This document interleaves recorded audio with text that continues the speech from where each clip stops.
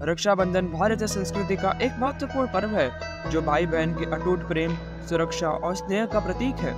इस त्योहार से जुड़ी कई कथाएं हैं, लेकिन आज मैं आपको एक बहुत सुंदर और पवित्र कहानी सुनाने जा रहा हूँ जो परमात्मा श्री कृष्ण और द्रौपदी जी की है। ये कहानी महाभारत के समय की है। एक दिन शिशुपाल भगवान श्री कृष्ण को सभा के बीच में अपशब्द कहने लगा। जब 100 अपशब्द पूर्ण हुए तब भगवान ने रोक दिया और कहा, सावधान शिशुपाल, इसके आगे अब एक और शब्द मत कहना।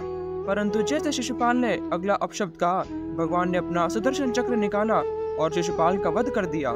शिशुपाल के वध के दौरान भगवान श्री कृष्ण की उंगली कट गई थी और खून बहने लगा था।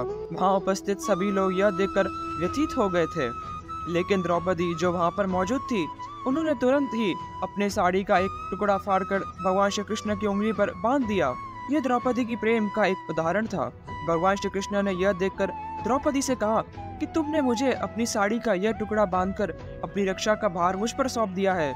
मैं इस ऋण को सदा याद रखूंगा और जब भी तुम्हें मेरी आवश्यकता होगी मैं तुम्हारी रक्षा अवश्य करूंगा। समय बीतता गया और एक दिन कुरु सभा में जब कौरवों ने पांडवों को जुए में हराकर द्रौपदी का अपमान करने का प्रयास किया, तब द्रौपदी की साड़ी खींचने का आदेश दिया गया। यह द्रौपदी के लिए बहुत ही अपमानजनक स्थिति थी।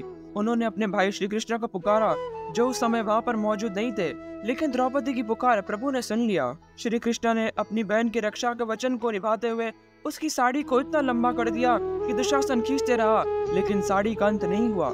इस प्रकार परमात्मा श्री कृष्ण ने द्रौपदी की लाज बचाई और अपने वचन को पूर्ण किया। यह कहानी हमें भाई बहन के रिश्ते की महानता और पवित्रता का एक एहसास कराती है और यह सिखाती है कि सच्चे भाई बहन का रिश्ता समय और परिस्थिति से परे होता है और इसमें निस्वार्थ प्रेम और सुरक्षा का भाव होता है।